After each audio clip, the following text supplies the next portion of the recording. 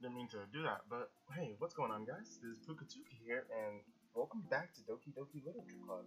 It's been a little bit, took a tiny little bit off from playing this game, but now I have made my fabulous return, and I'm hungry. Shocker. But you know what? It doesn't matter. We're just gonna get into the game, okay? We're on to chapter 9. Yeah, Ohio Yuri. I can't recollect what happened last time at all. 11:02 a.m. Okay, this is actually in the morning. Is this the weekend? I think this is the weekend. Yeah, it is. I wake up in the morning feeling like poop. Grab my glasses. I don't know the rest of the song. It's crappy. And then.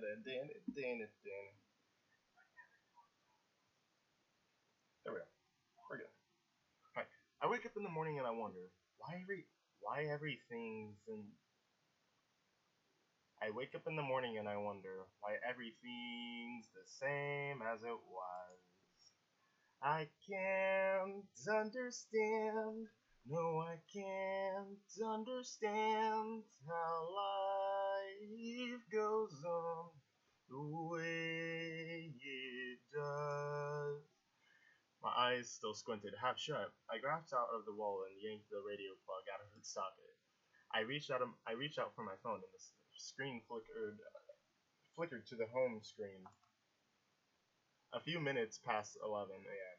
I groggily propped myself up on my bed and took a moment to stretch. Streams of sunlight were dashed across the blue-black late morning sky, streaks of pink-orange coating the clouds. I rubbed away the rocks built up in my eyes, feeling the streams of dry tears on my cheeks. I tossed my wad of blankets off and stood up and walked over to the bathroom.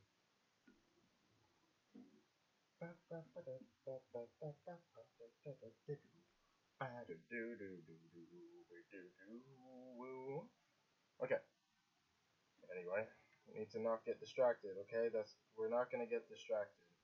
We're gonna stay focused, okay? We'll talk a little bit. This sounds like I'm distracted. Why? Saying you're not gonna get distracted is a form of distraction. This is cheating. Anyway, I had spent just about most of the night thinking over what Sayuri had revealed to me. I am man enough to admit that I cried, the full shock and weight of her revelation bearing down on me like a pile of bricks. I sat motionless at my desk thinking over all our experiences together, how it all seemed so innocent and lax back then. Now tainted with the fact that Sayuri was struggling inside and trying to keep herself happy so I wouldn't be displeased. I sighed. So I wouldn't be displeased.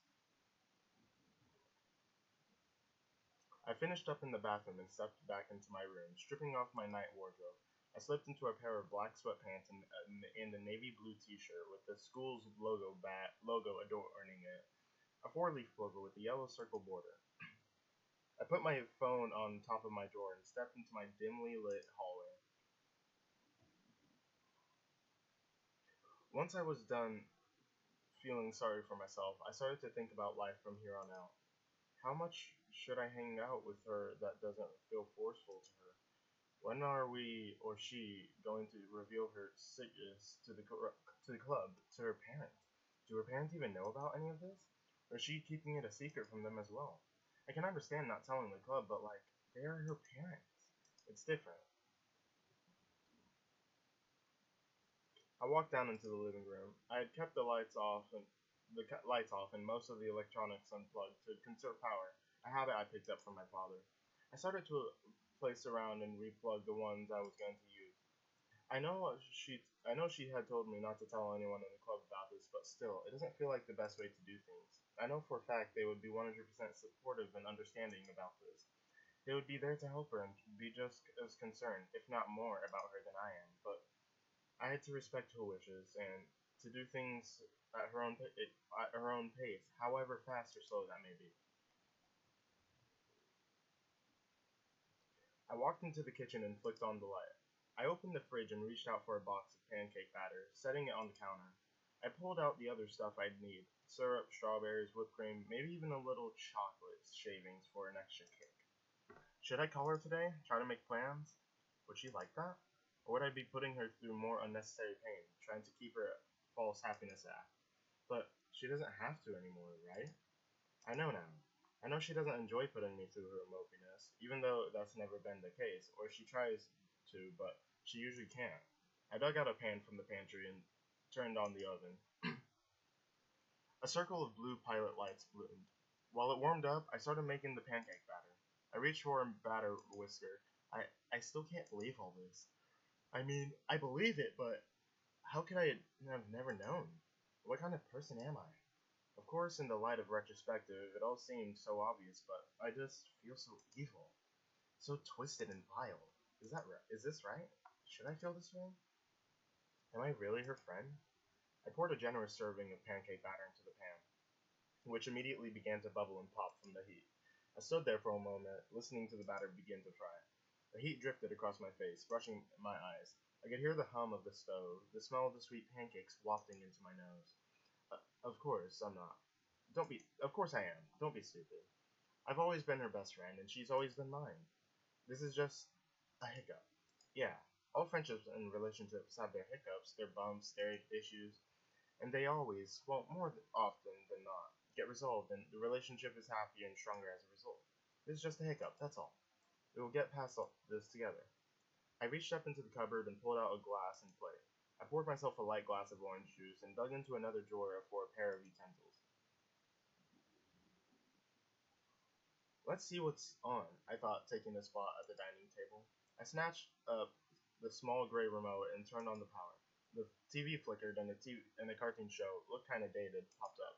I started scrolling through channels. You know, I love my parents to death. They're the best people I know. But in a weird sort of way, it's oddly liberating for them to not be here, even if it's for a few days.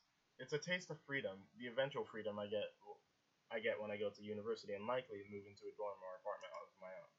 It's a brush against being independent, being your own person, being able to make your own decisions without having to double check first or ask for permission and stuff. I kept flickering through channels. Weather reports, local news reports, some schlocky midday TV dramas, nature shows, more kid-level cartoons. Is there anything good on TV to watch these days? I switched over to a national level news station. On the screen, footage of North Korean leader Kim Jong-un, with his short, slick-back hair and pudgy face, huddled with a group that looked like his military advisors overseeing one of his army centers. On an opposite screen, a female Japanese UN ambassador with flowing brown hair and gorgeous emerald eyes was talking. The headlines discussing new sanctions placed on the little isolated hermit nation. I set the remote down and started to eat. It'll have to do. I tried to stay focused on the news reports, considering the way things were going with Jong-un and the new U.S. president, who wouldn't be a little interested in these talks. But my thoughts still rolled back to savory. I glanced down at my plate of half-eaten pancakes, the syrup already soaking into them a slightly dosed, slightly firm mush. Maybe I should go bring her some. No harm in that, right? Just giving her some breakfast. I still have some batter left. I mulled the thought over for a moment. I played with one of the pancakes with my fork. No, what an awful idea. These pancakes are kind of crappy anyway. I took a sip from my drink to rinse the taste from my mouth. Too much batter. I'd be doing her a disservice, I thought to myself. This is the kind of cooking that Sookie would turn her cute little nose away from in disgust. I almost dropped my fork. Natsuki! Jesus, how could I forgot it? She was coming over tomorrow to bake for the festival. I still had to get a crap ton of supplies she wanted, and that would take at least half the day to do. Internally, I laughed. I can't even get pancakes that taste good, and here I am, going to bake cupcakes for the whole school. I swiped up my plate and dumped the rest into the trash, putting the plate in the sink.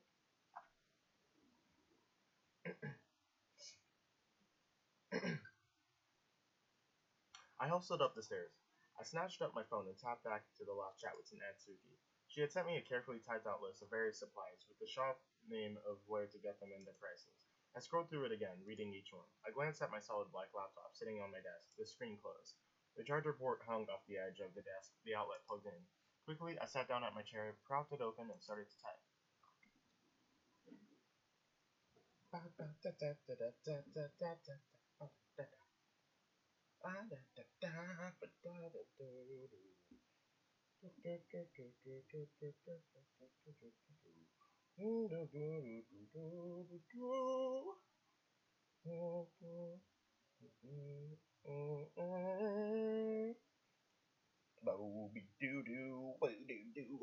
I stepped out in front of I stepped out in front of my wall-to-wall mirror, inspecting my wardrobe.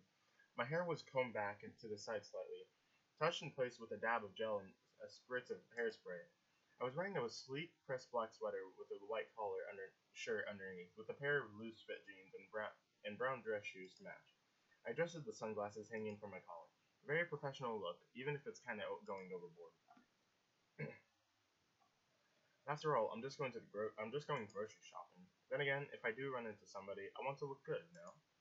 I glanced down at my phone, checking my maps app.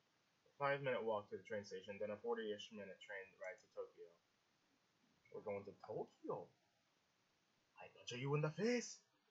I rushed down into the kitchen and opened up my pantry. I snatched up two neatly folded woven bags tucked away and slammed the door shut.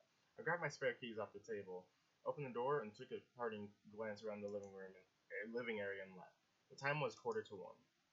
I feel like that's important that he said the time. Ooh.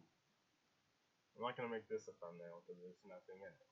The air was very cool, maybe 65 degrees, with light breezes, the sky still clinging to a hazy overcast. The streets were relatively empty, with a few cars whizzing on by. Oh my god, I just realized something.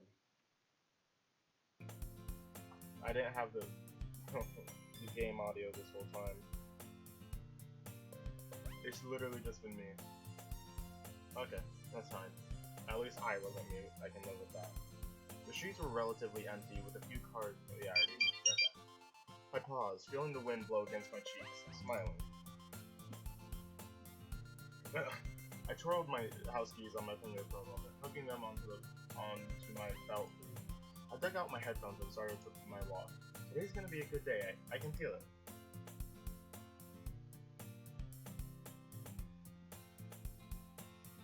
I just read something that was extremely unpleasant. The walk was a very brisk one, but pleasant. I passed by a few local shops just opening up for the day, nodded and kept on. The bus stop was sparsely populated, with only a bushy, bearded man, looked like an American, in a brown suit, and an elder woman with a foldable grocery basket, waiting at the bench. I took a spot on an empty bench, the furthest away, and returned to my... Okay. I silently pulled... But I was trying to look at the map to see if it was wrong. I have no clue. The train silently pulled up into the main station. When it clicked to a stop, the train became alive, everyone trying to get out at once. I waited for most people to leave before exiting myself. The station was swarming with people, moving about the little stores, heading out of the station into the city. I unplugged my headphones, paying more attention to my surroundings.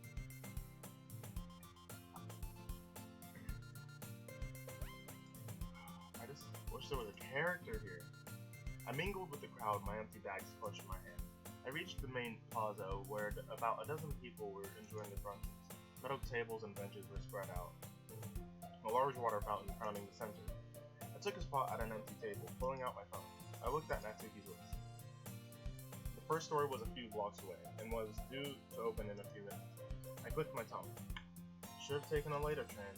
Guess there's nothing else to do but wait.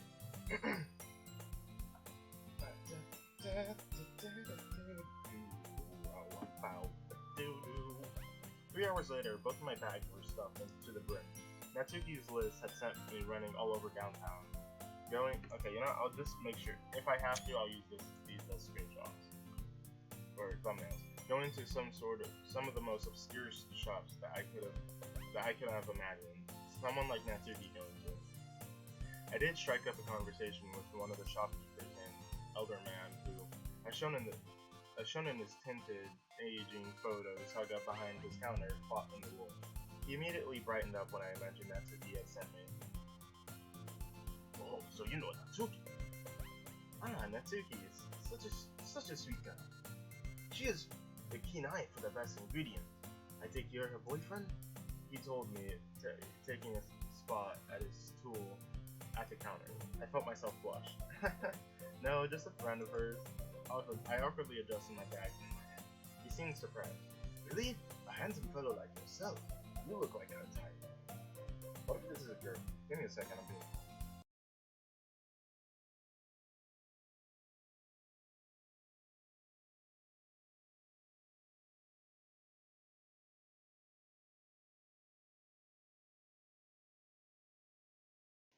gotta go unlock the door. Give me a second.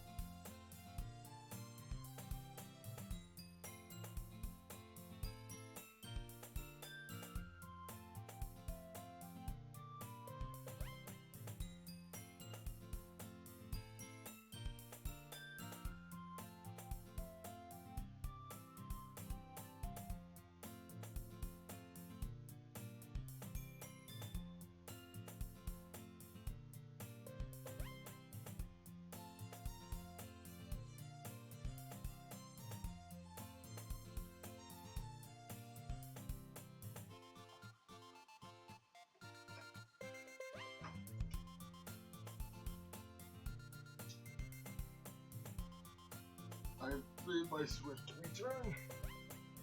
Okay, sorry. You look like a type. I laughed, just trying to swing away from the topic. I can assure you it's not like that.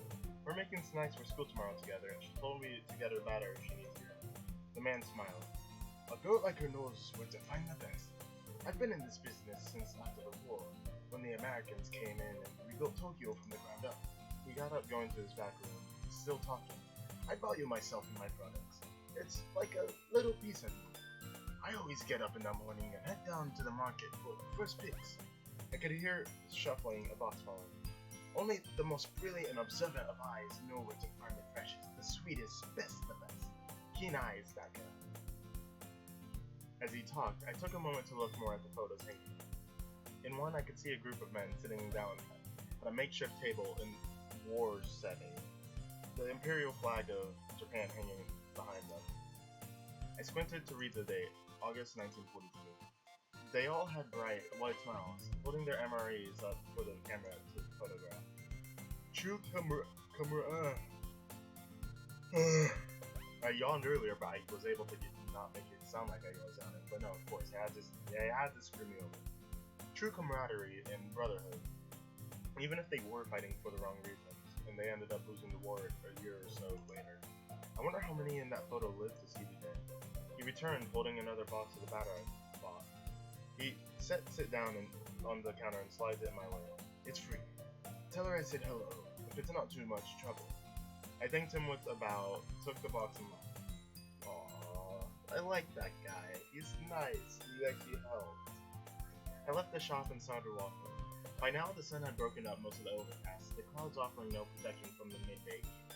Several blocks away, the red-white Tokyo Tower loomed, the structure glimmering in the sun's rays. The foot traffic was intense. As I had to squeeze my way through the crowds of businessmen and women, probably on their lunch breaks. I reached a small market square with rows and rows of trader booths and stands behind the gated entrance. A small water fountain with a spherical gold statue marked the entrance, encircled by benches. I sat down at one, setting my bags at my feet. I took a moment to catch my breath and took out my phone. I scrolled to the maps, refreshed it. The next train back to Ichiwaka wasn't due for another half hour. I sighed, slowly putting my phone away. I dug into my bag and grabbed my unopened Ramune soda bottle, popped the top, and took a long swig. My eyes glazed around, eyeing the market. People were huddling. Well, I need water. Then wait. People were huddled around various groups, inspecting the goods and products of the vendors had to offer. Fresh fish, ripe fruits, knickknacks for the rich foreigners, the works. Farther inside, I could hear lively music. It sounded like a band and not just a recording. I shifted my seat. I looked around more. Various buildings surrounded me. My eyes fell upon a small bookstore. The glass door propped open. Some people were sitting at the shaded tables outside the entrance, gated off. Underneath the white-green Junichiro bookshop amenities sign was a more crudely printed new shipments banner in Japanese. Through the window, I could see a cluster of people standing around. And from here, I couldn't tell what they were doing. I only saw their upper bodies. I watched the activity in the window with vague interest. I checked the time again. I guess I could browse around, I thought, standing up and grabbing my bag. How convenient this is. Thinking about it more. After finishing My Hero Academia so far, I was interested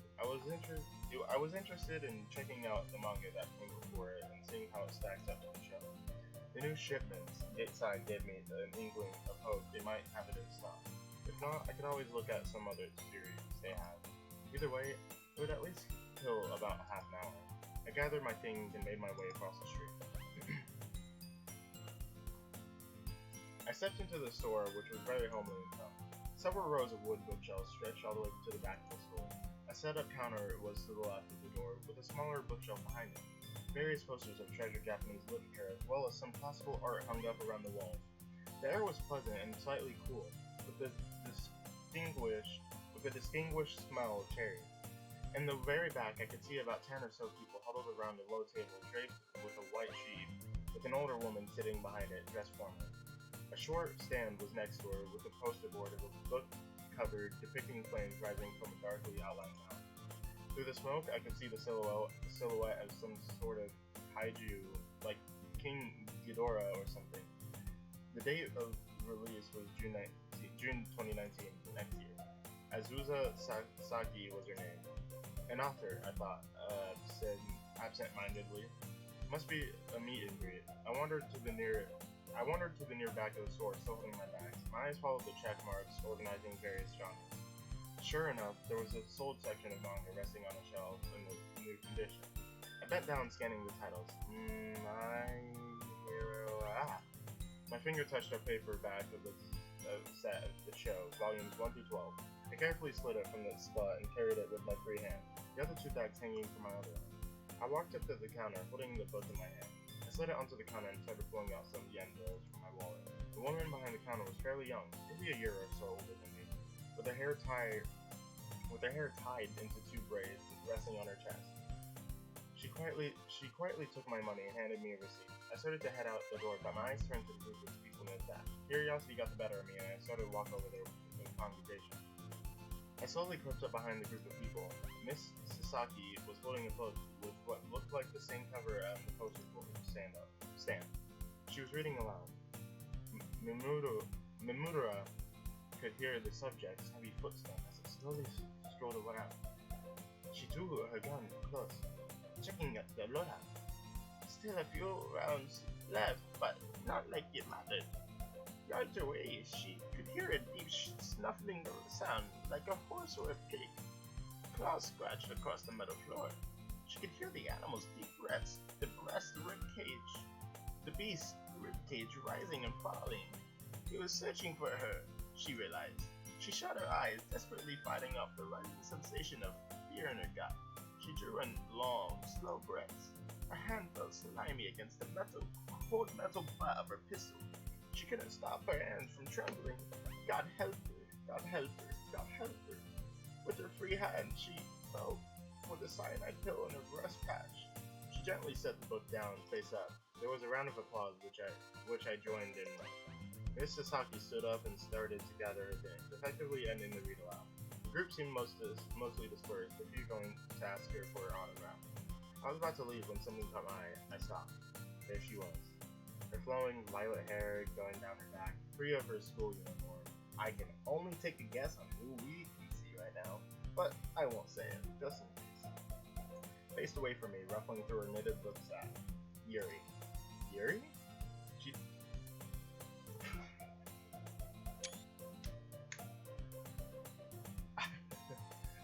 Okay. Okay. Alright. She turned to me, taken aback. She was wearing a neatly pressed white button-up shirt, which may I add, did wonders in showing off her mature figure. A brown belt held up her slim black hands, and her hair was combed back behind her shoulder. Why am I having such a struggle reading? She was wearing a pair of slightly thick-rounded black reading glasses, matching her stylish black boots. Puka, what a pleasant surprise! She tucked some of her hair behind her ear, face awash with blush. She clearly wasn't expecting to run into anyone from school. I smiled. It's great to see you, Yuri. Let me just say, you have a lovely outfit on. I wasn't being phony. She looked drop-dead gorgeous in her outfit. Yuri blushed, slightly turning her face away, hand up to her cheek, hide her blush. Thank you. It's different from my school wardrobe, isn't it? She awkwardly laughed. I nodded. It looks great on you. I love the glasses, I said, tapping my temple. She smiled in return. What brings you here, Puka? I never expected to see you in a bookstore. I'm not implying you're dumb or anything. I waved my hand slightly. Nah, I know what you mean. I was just in the neighborhood because I was shopping for some baking stuff that's needed for tomorrow. She smiled slightly. Oh, considerate of you. Monica told me not to worry about bringing up supplies over to her home, so I don't need to worry about that. That's cool. I lifted up my bag slightly. I just finished my shopping and decided to pop in here to browse around. I tried to conceal my bag holding my hero Academia manga behind the other two, but I'm pretty sure Yuri saw it anyway. Heck, why am I even hiding it anyway?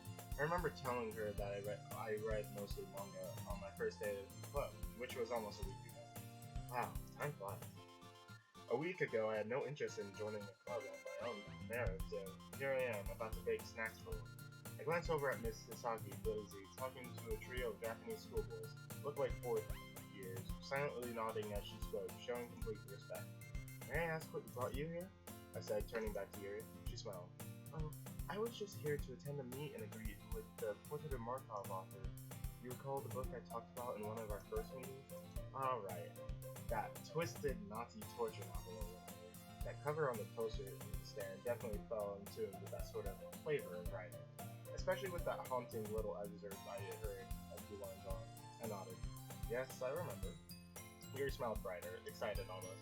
It was wonderful. I got my original copy of Markov signed and managed to win a pre-order ticket for her next book, Subject DX, and oh my gosh. Oh, I'm trying to remember that website. It's like the lore behind the game. I don't remember the website though, that's the issue. I'd have to like actually go look it up. I don't know. I mean, I was interested in the lore. I still am. I don't know if they're making a second game or whatever. But, you know, I'd be interested in it. I'd play it, of course. Because, you know, I like this game. As you can tell, as I've gone through this game numerous times, trying to relive it. Such a good game. I love this game. It was wonderful. I got my in a rap contest. That is a prequel to one of her earlier works, which I've read is similar in tone to Markov. It's another book I've been postponing on reading until I finish rereading Markov. I smiled, listening to her talk. Mira was enveloped in her books, entranced almost, and it was pleasant to hear her so eagerly talk about something she clearly loves and cares about. It's a huge change of pace from the persona I know from the literature club, usually so shy and timid, unless otherwise revealed. Even if I knew next to nothing about Miss Sasaki's work, I still loved hearing Yuri talk animatedly about anyway, oh my gosh. She stopped herself and blushed again. I'm sorry, Puka. You probably don't want to hear me ramble. She glanced away, washed in embarrassment. I shook my head no. Absolutely not. I love hearing you talk about things you're interested in. Don't think I don't. You really mean that, Puka? Absolutely. Yuri's face saddened with a trace of disbelief lingering in her expression. Forgive me, but it's just, in my adolescence, I was always shunned for having such a deep interest in literature like Markov. I was told to keep it to myself or at home. Hearing you say that she twirled a strand of her hair, enlightened. When I was looking up my next train ride back, I noticed that there was a coffee shop just a block or so away from one. At least I think it was a coffee shop. Hopefully it was open by now. Well, consider this a little sudden, but if you have a moment, would you like to join me for a drink? I know a coffee shop not far from here. You can tell me more about some of the other pieces Miss Sasaki has written, if you like. Yuri seemed taken back. Really? Really? Are you sure? I shrugged slightly. Sure, I'll pay for your drink if you want. I don't mind. Yuri blushed feverishly.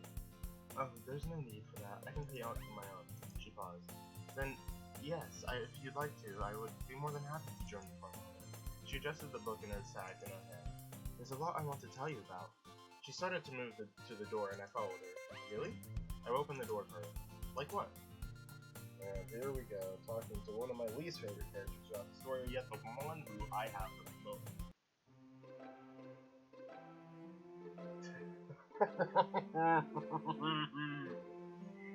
Aw, we chillin' at a Starbucks. Alright. Well, looks like I did get my screenplay. My, thumbnail. No way. No way, bro. Really? What, for real? Like, come on. You're joking, right? Come on, no way. Yes, way. Yes, way, Puka. But how? That doesn't even make any sense. Well, it would make sense if you read it. Yuri and I were seated beneath the shaded table outside the coffee shop I saw earlier. Thankfully, it was open by the time of the day, sparsely populated with mostly young faces, students and aspiring writers, it seemed. We took a spot outside on the foyer, and a couple blocks away, the Tokyo Tower loomed. From my seat, I had a perfect view of the tower, rising up over 1,000 feet into the sky, towering above the street. I took a moment to take a bite of my apple fritter glaze. This character is literally me. Apple fritters are the best donuts, and the only donuts I can eat. Glazed to perfection. Yuri sipped her steaming coffee, brewed heavy with milk and a dash of cinnamon and shaving.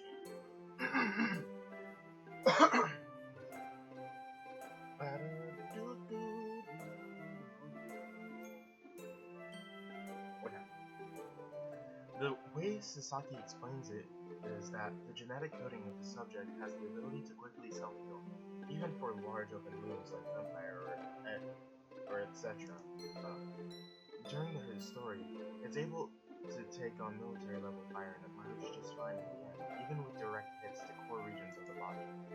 That ability is the ultimate key to its survival and how it eludes a hunter for so long. So, what? It's basically indestructible? How do they even kill it? I shouldn't spoil it. I set my apple fritter down and looked up at her. Oh, come on, Yuri. Just a little bit. Yuri playfully folded her arms, almost defiant. No, Puka. Go ahead and read the book, and maybe you'd learn how they kill it. Which they eventually do. I waved my hands in almost a defensive posture. You see, in my head I was thinking, like, do they even kill it? Or is she just leading me on? But now that she said that way, I waved my hands in almost a defensive posture. Okay. I'll order a coffee later when I get home. You've convinced me. I lightly laughed. Oh my gosh. We fell silent for a moment. Cars honked and sped down the busy street. A trio of people sitting at a table next to us started to get up. Yuri spoke. So, how are you enjoying the literature club? I nodded. It's been great. I'll admit, I didn't have high hopes for me being in the club at first, but I'm pleased to say I'm loving it. All of you have been really sweet and nice to me, and I feel at home with you all. Forgive me if I haven't said it yet, but thank you for being so warm to me. It's my pleasure. It's good you feel comfortable with us. I know Monica was especially worried that you might be intimidated by us. It's silly, I know, but well, you're the only boy in our club so far. Yeah, I adjusted the cup on my dish. Well, maybe that'll change when we present at the festival, right? Yuri seemed to draw back when I said that. Puka, may I be honest? I nodded.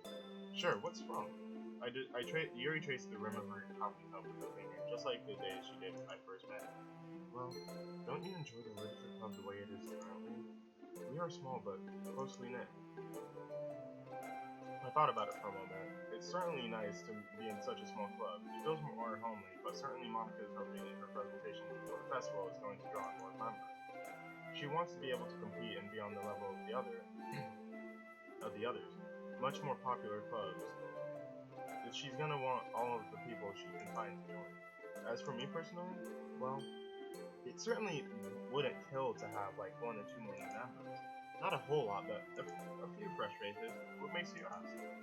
Very nervously adjusted her foot. The idea to present at the festival wasn't my idea. Monica started it, and I was voted out 3 to 1 by the others.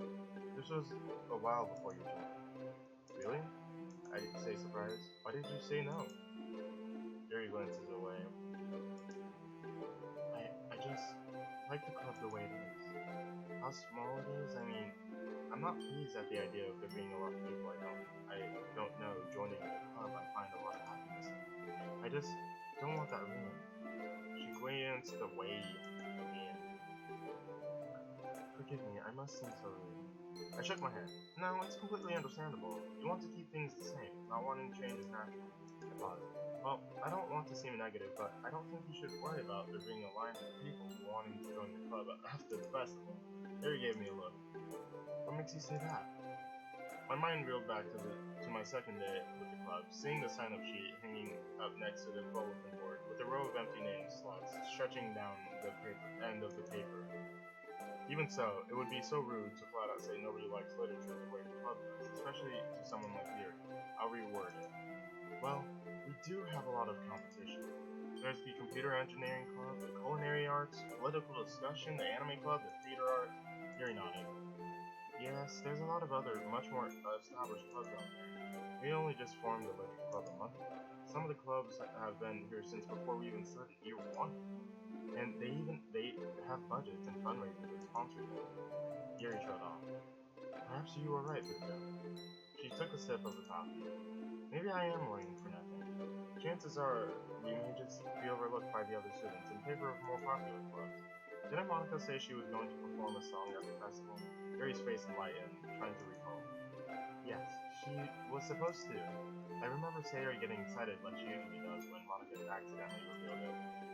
My heart stung upon hearing the mention of Sarah. I wonder what she's doing right now. Anything to keep her mind off constant negative feelings? Has Monica said anything about it since? Yuri nodded. She mentioned it that she wants to play the song for me tomorrow so I can give her a critique on it. I paused thoughtfully. That's sweet of her. You'll have to tell me how it sounds. I bet it will be great. Yuri smiled, a trace of red on her cheeks. Well, when Monica's the one behind it, you know it'll be something good. Another pause. What about you and Natsuki, Puka? I glanced up from my cup of coffee. Well, out of everyone else in the club, you two seem to be getting along the best. I could feel the heat rising to my cheek. Meow. Sonic was a great movie, by the way. Oh, don't take it the wrong way. I just meant you two have become friends, I take it. I swallowed. Yeah, I think so. We get along pretty well. Yuri smiled. That's good. I see you got her a gift. I glanced up from my coffee cup. Yuri glanced down under our table and pointed directly to the bag containing the My Hero Academia manga set. The manga you bought at the bookstore, is it not a gift from her? So she did notice, I thought to myself. I set the book cup back down. Well, it was actually something I bought for myself, I said shakily. I see. What series is it? My Hero Academia. I don't think you've ever heard of it. Actually, I think I have. No, it's not. Thanks to assume things like that, Puka. Yuri ran her finger along the edge of her cup. It's about, superheroes, right? Kinda. I shifted in my seat. It's a world where a majority of the population has a quirk, or a type of superhuman trait, like, say, telekinesis or fire. The story follows this one boy, Midoriya Izuku, who was born without a quirk, but adopts one from a famous hero, and goes on to join a school for aspiring heroes. It's a good combination of slice of life, adventure, and fantasy.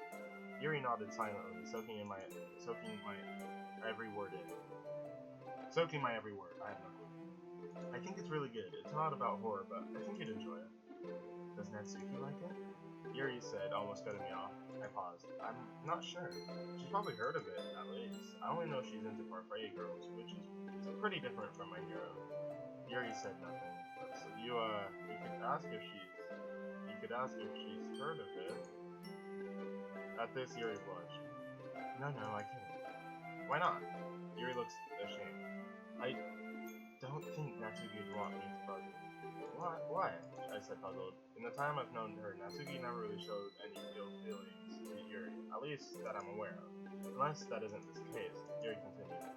I think it's because of how different we are as people and as writers. You know how she is very light with words, whereas I prefer to be very heavy? When we shared our poems, we'd silently go back and forth on writing styles. I always defend my idea that the majority of the time, being vivid with the words is a more satisfying means of writing, where she rebukes with the concept of less is more. I'm not dismissing her, but I still defend my argument. She glanced away. Still, I think she doesn't like me. She probably thinks I'm trying to talk down to her, which I would never do. Considering how small she is, she's probably dealt with people being so condescending to her for her whole life. As a fellow writer and fellow club member, I still respect her despite our differences, but I don't think she knows that. Yuri's deep, soothing voice chipped on that last line. Silence followed. I really don't think that's the case here. She's never told me anything bad about you before. Whenever she's mentioned you, it's always been in a good way, and she isn't the type of person to hate criticism just for getting it. If anything, she probably wants to learn from you to help improve herself as a writer. Yuri sat silently for a moment. I don't know how she does it. I blinked. Sorry? How can she be so confident in herself? With her baking, her manga, her writing, I can never reach for that sort of self-loving even if I try. Where I find it so hard to open up and discuss my writing, unless otherwise she eagerly shows it off and has a sense of pride over it. I just can't find it. How can she be like that?